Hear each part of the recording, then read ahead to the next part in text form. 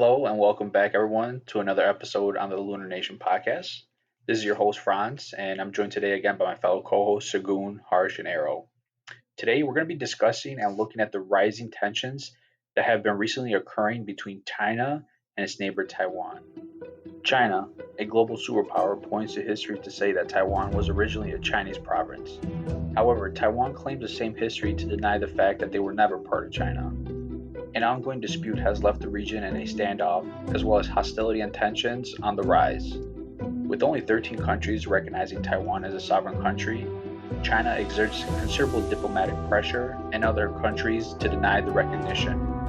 As China continues to dominate the South China Sea and expand its influence around the world, what are the outcomes for Taiwan? Can this dispute be resolved peacefully, or will it lead to another never ending bloodshed? Okay, guys, thanks for joining us today. And as you can see, we're going to be talking about the current situation that's going on with China and Taiwan. And we want to start off with Arrow to give a brief history of how this whole situation started between these two. Well, I mean, United States considers Taiwan its own independent country, but considering China considers Taiwan part of them, we wanted to see how the history started between these two and what led to them having this tension between one another. Yes. So here's the history. So if you look at Taiwan, back in 1683, the Chinese Qing dynasty, like they are the ones who formally annexed Taiwan. And at that time, Taiwan had its own Aboriginal population as well as like Europeans, which was mostly predominantly Dutch. And obviously, then the Chinese influence came at that time. What happened afterwards was that in 1895 there was a Japanese-China war, which was referred to as the first Sino-Japanese War, which basically in this scenario China lost, so China had to cede Taiwan among other territories to Japan after losing the war, basically. And if we fast forward to like the end of World War II, which basically is like the Allies placed Taiwan under Chinese administration, and that's because Japan had to cede the territory. You got to remember, in 1895, that's when Japan took over. So in a span of 50 years, they had held Taiwan under their control, and then after that, they gave it to China. And China, in the years following, had a civil war, which basically in 1949 there was a communist victory in China, which was basically won by Mao Zedong. And the loser in this case scenario was Chiang Kai shek, who was the leader of the nationalist movement. And he had to run away to Taiwan. And at that moment of time, this is when the whole split happened in 1949, because China became communist, and then the nationalists ran away to Taiwan in 1949. And the years that followed was basically, Taiwan's relations with U.S. having its embassy there, and in 1979, this is when the diplomatic resolution came where U.S. is like, okay, you know what, China will agree to the one China policy. So therefore, as a result of that, U.S. had to acknowledge China as being the sole proprietary government of the whole China slash Taiwan and scenario, and this pretty much gave it more power. And one more thing is, at that time, it's also U.S. agreed with Taiwan that they're gonna defend it by meaning like they will sell weapons to it so that Taiwan can defend itself against China.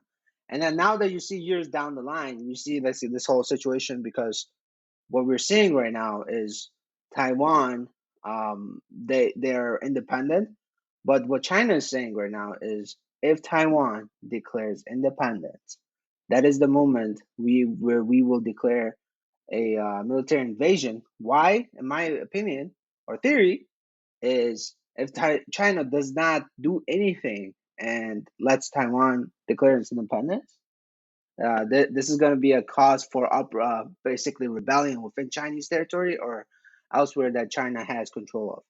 Yeah, of course. I just wanted to add. of course China would get mad. And I just want to add to your point about Taiwan being considered as an independent, an independent country, because there's currently 13 countries, including the Vatican, that actually recognizes Taiwan as a single entity country itself, right?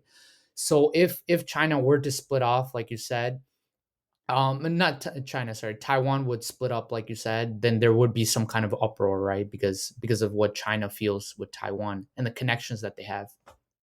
Sorry, I just want to add one more thing. I did mention that, I forgot to actually state that in 1971, this is when UN recognizes the communist China as sole government of whole country, and that's because after the uh, common leader Chiang Kai-shek, like what I referred to, refused the dual representation deal, and this pretty much what he did is he kind of didn't do a deal, and he kind of killed Taiwan's scenario, and that pretty much means like the Republic of China was the sole member in the UN Security Council. Okay, awesome. So thank you, Arrow, for that brief history. So kind of give us like the reasons why China is claiming Taiwan and Taiwan is claiming their own independence. It seems kind of like a gray area to me, is because back then there was a lot of wars and a lot of the countries were being handed from one country to another to whatnot. So it seems like a lot of people were getting confused and whatnot. So it seems like a lot of gray area to me. But I want to appreciate you for giving us that little brief history. So I wanted to like talk about the current situation right now. So we know about the history. So what is currently happening right now with the whole China and Taiwan situation? Where are they standing at, and what is possibly leading up to for the future, or not even for the future, for a short term in the coming weeks, months, or even short term years? Well, Okay, sorry. Sagun kind of, yeah, I was gonna add up to the to Fran's question about what's going on there. Sagun kind of beat me to the fact that, yeah, I mean, there's only like 13 countries recognizing Taiwan, which is a surprising fact. I mean, not a lot of countries recognize Taiwan's sovereignty, so that's kind of odd there. And still, Taiwan's trying to raise to a power where it again claims that I'm on my own land, and it's only about like 161 kilometer far from China, and China has been, as you asked, France, like what's going on. China has announced targeted military exercises and has been breaching Taiwan's airspace. They already did one pretty interesting thing too. They also simulated a whole large scale simulation on Taiwan, and um, there's a lot of manufacturing that's being pulled out of China at this point.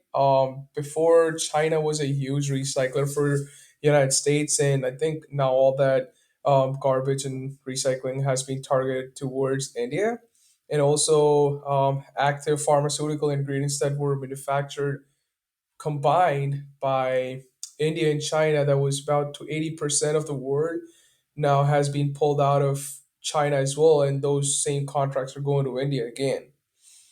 The most recent thing that happened was Nancy Pelosi visited China, and China's responded by shooting missiles in their airspace and past Taiwan and their water bodies. So it's pretty tense out there.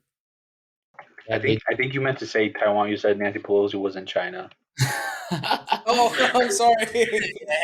No, no, no. Yeah, Yeah, my no, bad. Yeah, it's she was on a campaign tour or something like that, and she visited four other countries. But then, she decided last minute to visit Taiwan, and obviously that angered the Chinese. And I'm not worse. sure if you Okay. guys knew this, but the last time a major U.S. official to visit Taiwan was back in, I think it was 1997. I think it was the current House Speaker during that time was Newt Gingrich.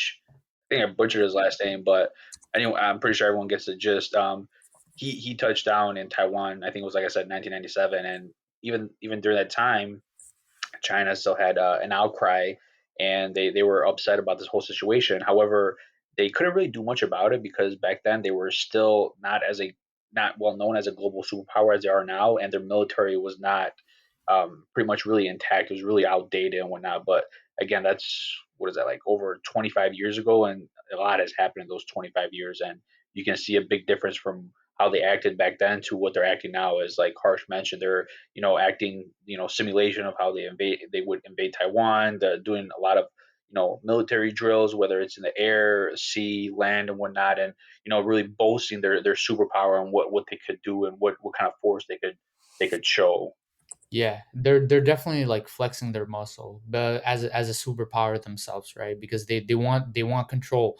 They don't want the the far west or any other influence. I mean, we're gonna mention that later in our podcast, but they want basically China for themselves. So I just wanted to ask like a quick question to I guess anyone that wants to answer it, but what would be the like the major events that shaped up to the current situation that we have right I now think with this Arrow whole yeah with this Yeah. So China Taiwan. okay. So Arrow's our I history wanna guru, so yeah, go ahead, Arrow.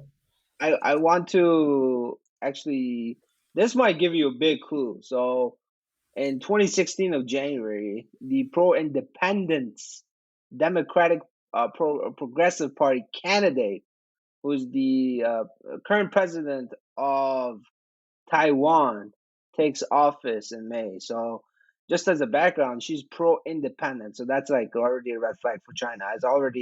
As soon as she gets elected, there's already beef happening. As that's the current situation. So as soon as she gets elected, China's like, oh, game over. Anyways, 2017, Panama, which basically, they switched their diplomatic recognition from Taiwan to China. So this is when you see China's influence is spreading worldwide, and they're like, okay, you know what? We take care of you, you take care of us. Just make sure you don't recognize Taiwan.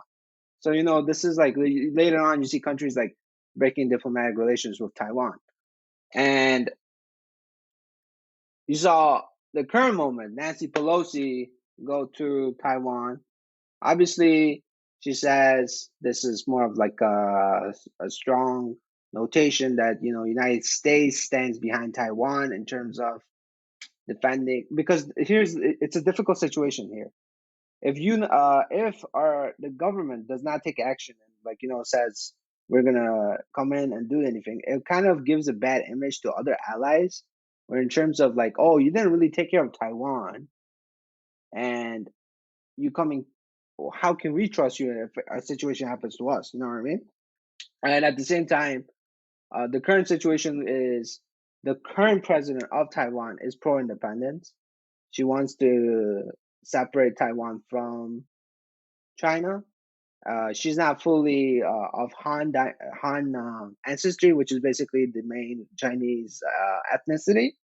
She's mixed with some Aboriginals, and I think don't quote me on this, but I did a little bit of research, and apparently her grandfather or great grandfather, someone is like of Japanese descent. So there's a whole like aurora of like her mixtures not being purely Chinese. So that could dilute that whole potential of like we're not really making a deal with someone of Han fully Han. We're making a deal with someone who's like mixture of everything. And I'm telling you what, I do not believe Taiwan will get independence, because the moment they declare that, China has to make its move. It's like a chess. And if Taiwan declares its independence, what happens in the scenario is China has to make a move. Why? We see this whole current situation with the Uyghurs in China, where they also want to declare independence. We see the situation in Hong Kong, where they also want to declare independence. So it just there's going to be a domino effect. So that's what I believe. When China did, or I'm sorry, Taiwan did the first, transfer of power in 2000. So, I mean, that's when they claimed they got the independence. They transferred power from the Republic of China to the Taiwanese government, or whatever the president they have, towards that. And I mean, they already kind of did that. They already claimed independence on what's going on. And I mean, there was this one more instance in, I think it was in 1990, but after the war was officially over in 1991, China had proposed an offer to Taiwan about one country, two systems, to come under Beijing's control, but Taiwan rejected it. And that also, kind of agitated China on the rejection of that offer. And pretty recent, United States has said that they will defend Taiwan at all, if China was to invade. I think again, all that just agitates China, and they want Yeah. to just push for the show of power. I think. Yeah, yeah, but that is very vague because what we say is basically we're going to provide them weapons. I don't know if personal level will come to a military defense because Mhm. if that scenario actually happens, Mhm. it's not just going to be Taiwan. It's going to be a whole like what's going to do is going to drag. It's going to be like how It's World gonna War be Two World started. War Three. Is it gonna Yeah, be it's World War? basically like World War One. You know how they assassinated Arch Ferdinand of Austria, and then Austria went to war with like they were gonna invade Serbia, and then I guess Russia came in, and then this whole like mud pile of other countries came in, and turned out to be like a whole European war. And then Yes. the whole European war and like dragged in the colonies at that time, which was like India, North Africa, and then Turkey came in because Turkey came in because at the end of the day, allies at that moment of time wanted to take over some resources in the Middle East to take oil. So it's here's the Yeah. thing. I think Taiwan it is a country, but I think more importantly, it's like about all natural resources. So that you should pay attention to how much of the natural resources, because at the end of the day, you're investing to go in a battle, and at the same time, you want to return in some way or some form because you're not gonna go to war for desert because at the end of the day, there's nothing in desert. So why would you care? Yeah, the Exactly. Ukraine war didn't turn out too good for Russia, and I mean, it didn't as well. And just like what Arrow is saying is that I just feel like there's just going to be that chain reaction, right? Anytime some sort of nature like this happens, right, with one fighting for another's land, right, there's going to be people that are going to be angered, right? And people as in like different countries, right? And when different countries get to the mix, when US and China get to the mix, I mean, they already have tensions anyways, right? There's just, in my opinion, China is just one of those things that it's just like it just gets their spark, just in order to just have like just fight, it just gives them a reason to do that. So that I think that if there is some kind of control that happens, with Taiwan being independent, then what's going to happen is that China, US, 100% is going to be war. Just like what Harsh is saying is that no, sorry, Taiwan is in the side of the US, right? So there's going to be some sparkling, action for sure. well, when it comes down to the people, um, there are people on the Taiwan island that recognize themselves as both Chinese and Taiwanese, but that has all fallen down. Like most of the people right now on that island consider themselves as Taiwanese. So everyone has just given up their Chinese claim, or people who claim to be Chinese. So I think it's all gone too by the if you go by the people, they also want to just be left alone by themselves as a state. Also, just want to ask a question. So is there a potential chance that a war like this could happen with like just like how Ukraine and Russia happened? Because since we're already talking about this war effect, right? So just Yeah, want I can answer that question. I think I know a little bit more about this. So, as far as Russia invading Ukraine, that's a whole different topic. But China invading Ukraine is totally different, and the reason it is different is because first of all, Ukraine and Russia are connected. They have a long history with each other. So does Taiwan and China. However, there's a big difference with that. The difference is, first of all, there's a 110-mile gap between Taiwan and China, meaning that they have to cross the that little strait of ocean with the water. Now, China has currently around 2 million active soldiers, whereas in Taiwan has only 165,000 active soldiers, but they do have 1.6 million in reserve. So it's not like they don't have the manpower to defend. Okay, so let's get that out of the way. We have the numbers right there. Both sides have a good amount of soldiers to attack and defend. However, when we're looking at this from a military standpoint, China and Taiwan are both advanced as far as military wise because China has recently, not recently, but within the last 20 years, have really put on a lot of money into their armed forces, and Taiwan has put on a lot of money, and they've been backed up by Western countries such as Japan, Australia, and United States as far as defense spending. So going to this, then we're looking at China has 110-mile gap to cover. They only have two aircraft carriers in service right now. They're building currently a third one, and they only have several amphibious ships. And some of them are pretty small, and some of them are being updated with new ones being commissioned in the coming years. So if you have to think about it, some experts believe that they have to send anywhere from 800,000 to 1 million troops to cross the strait for them to fully like conquer Taiwan or like occupy it and whatnot. Some some say smaller numbers, some say larger numbers, whatnot. But the thing is, either way, for them to carry that amount of troops, even if it's 200,000, they're not able to fully have the capable power to do that with just the ships that they have. Yeah, they have a big navy; it's over 300 ships, but a lot of them are destroyers that are filled with ammunitions, submarines and whatnot. So a lot of the ships that they have are not capable of of handling thousands and thousands of troops to carry across the strait. Now, let's say they did have that capability to do that. The thing that is against them is it would take them several hours to cross that strait and gives the time, Taiwan armed forces a good amount of time to prepare. Now, Taiwan has very good air defense system and missiles, and they also have a lot of anti-ship missiles and smaller surface crafts to, attack the ships and whatnot. Um, Now, China needs to take care of all the ports, and there's only several beaches and ports that they can land with in Taiwan, and they have to make sure that they don't destroy those ports because if they do, then it would make it difficult for them to land, and it would kind of like destroy the point if they occupy Taiwan and they have all these ports fully destroyed. So, and these ports are you got to keep in mind they're heavily guarded because Taiwan knows that they're key interest points, so they want to make sure they guard these points. So they have a lot of going against them, and not only that, but if they do plan an attack, and let's say they get past Taiwan's air force and air missile defense and whatnot, and whatnot, then they're going to look at the fact that USA and Japan have actually pledged to join the fight. USA obviously is be standing behind Taiwan, and then Japan standing behind Taiwan because they're afraid that if China takes over Taiwan, they think that they could be next, just because also China's really like boasting their power in the South China Sea, creating little islands as far as mini bases and having a lot of control and disruption in the area.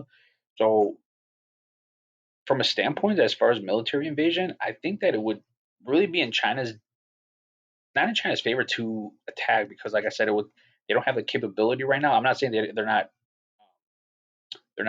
advanced as far as military, but they don't have the full capability to land enough troops to have a full successful invasion, and they have very small landing space to land on the beaches or ports and whatnot. And it just seems like it would be a catastrophe for them to land. So what it just seems that they're just trying to boast their military powers, whether it's on social media, sending videos out, and doing a lot of propaganda to show their powers. But ideally, I don't think they would be able to have a full conquer of the country. And look at it this way: Russia, known as a big superpower, couldn't even fully invade Ukraine. I mean, they try to go and take the whole region. And now they're trying to take only just the eastern region. They're having issues and whatnot, and all that stuff. And you know, personally, I think that it's not possible for them to take it easily. But I want to hear your guys' opinion and see what you guys think.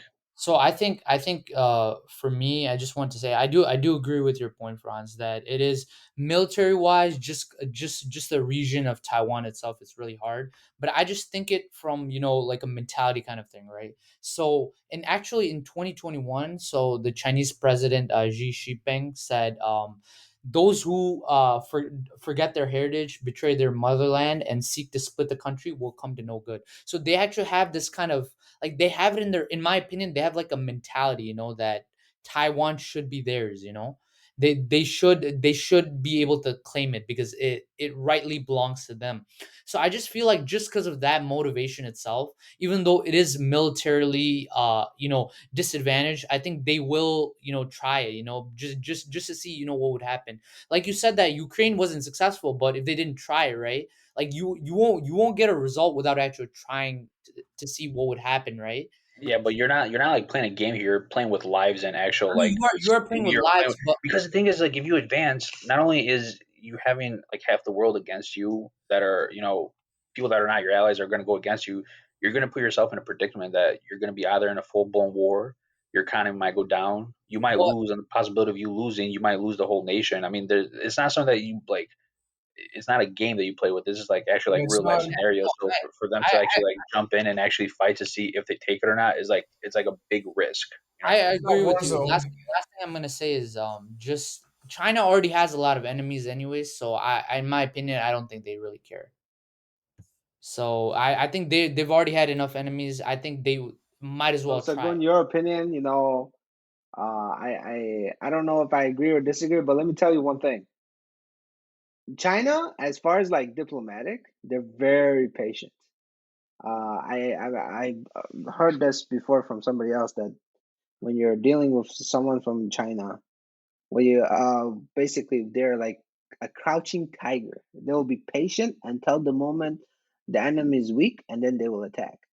So right now, if you have all the like the world attention on China and Taiwan, I'm telling you what, China's not gonna move. It's gonna chill. The moment everyone's attention is somewhere else, this is when China's gonna make its move. Just because they're patient, they're just diplomatically very, very, very, very patient. That's what makes them it's like a game of chess, you know. So it depends who your opponent is and how patient you are and how many, it's just like a poker game. But I want to go into more interesting things, and that would be what why would China not stop? So that's a question like I believe everybody will be curious to ask. And my statement on this is China is then a growing superpower, has the world population of 1 point some odd billion. It knows it's not going to keep its population at the current moment because as the world modernizes, so does population decrease. And what China is afraid of is actually being like Japan, where its population dwindles and its economy will slowly, surely slow down. So what China is doing is, it's expanding its influence. It wants to build the it wants to rebuild the Silk Road Initiative. If you know about the Silk Road, which basically is an ancient trade route from China to Europe, and this is how they brought silk to Europe. And by the way, I think Marco Polo was the one who stole the ingredients to silk. And what's interesting, this is crazy. This is like mind blowing. Firecrackers or fireworks, the gunpowder. This was originally from China, and China did not utilize this at that moment of time. If hypothetically China used this at that moment of time, different history. Either way, China didn't use it, and I'm pretty sure China learned its lessons. So China's gonna be like, what we gotta do? We're gonna stay patient, and then the moment is right, we'll attack. Right now, let's focus on the economy. Let's focus on our influence. Let's focus on building this Belt Road Initiative because once we connect Europe, Asia, Africa, we don't need any other third party to come and tell us, oh, you're doing this wrong. We are the supply chain, and what happens if you control the supply chain? You control like the resource. Where you control resource, you control power.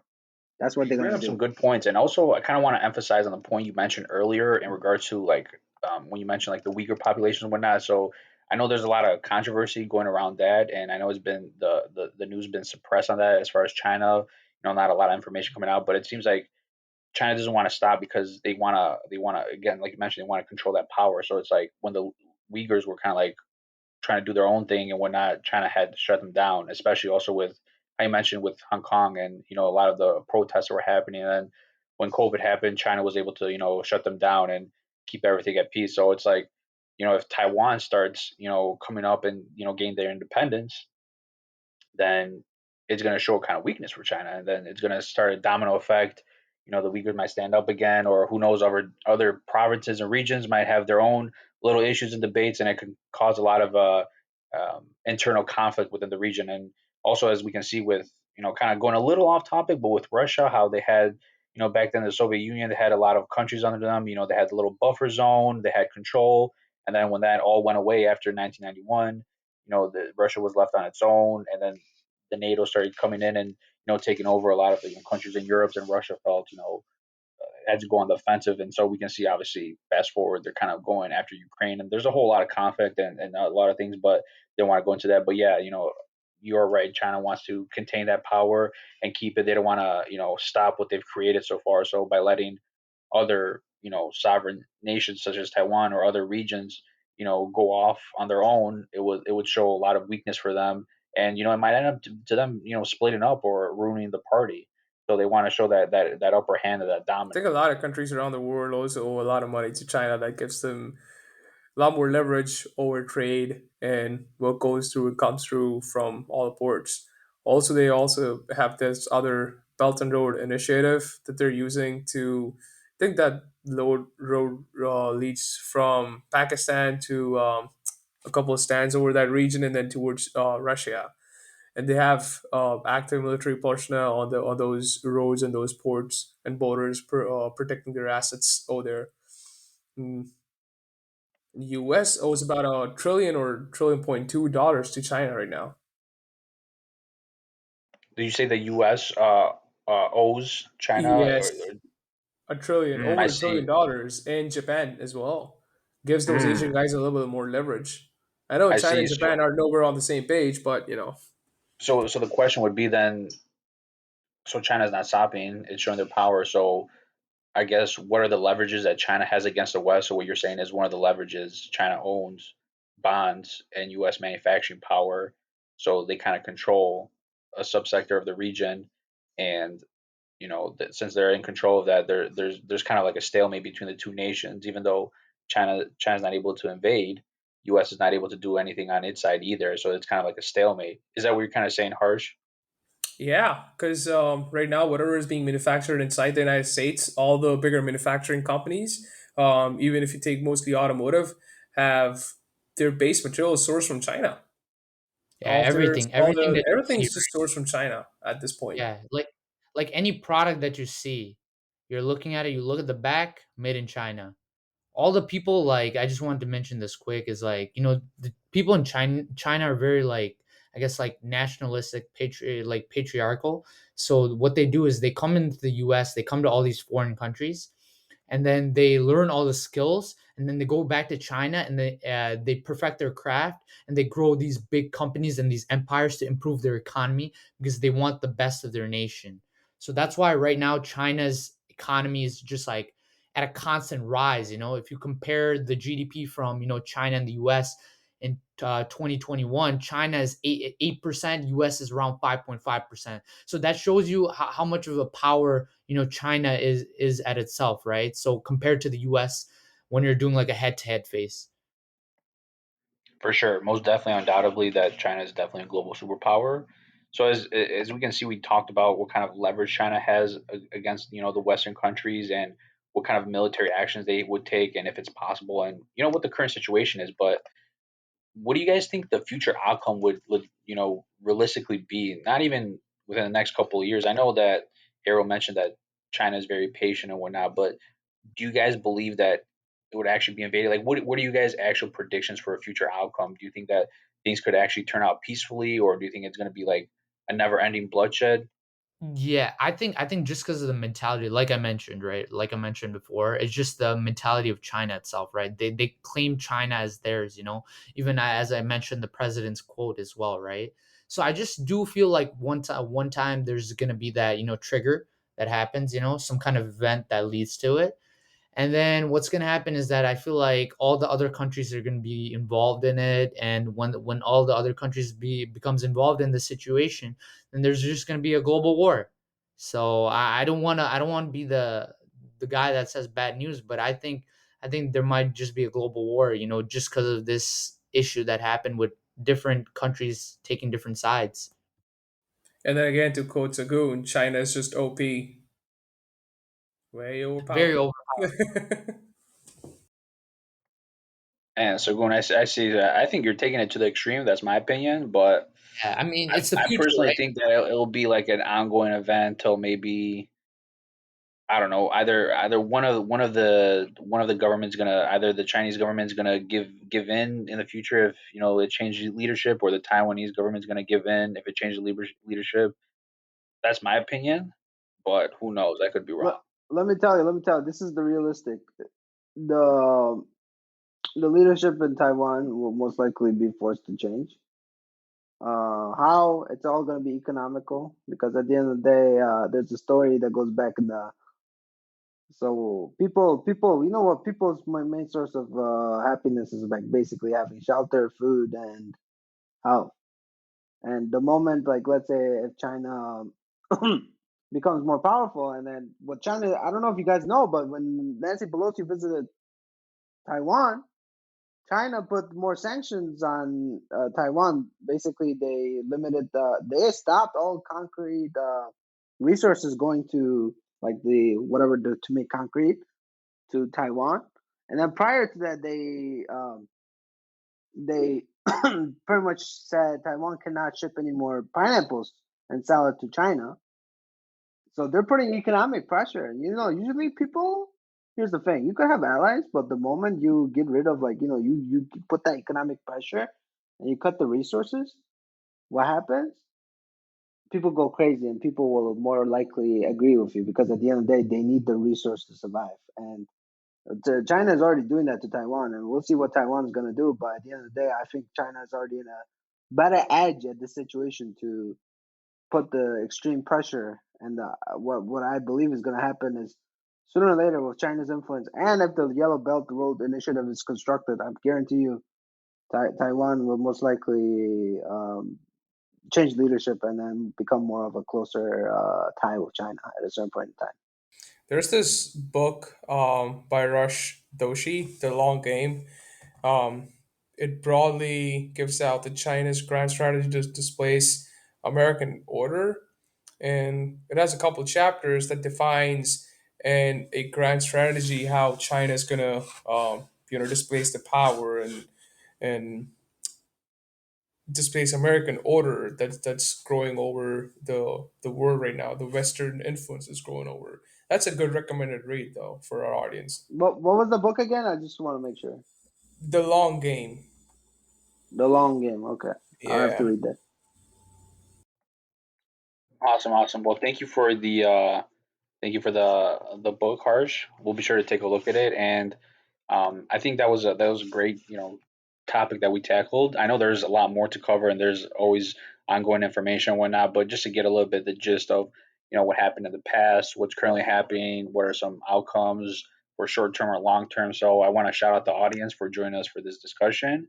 Be on the lookout for future topics that you'd like us to cover. We'll be sure to post on Instagram and Twitter some polls this week. So be sure to vote and see what you guys want to hear next. And again, I want to thank everyone as far as audience and my co-host. So be sure to like, comment, subscribe, and rate this current episodes. And take care. And we'll see you guys later.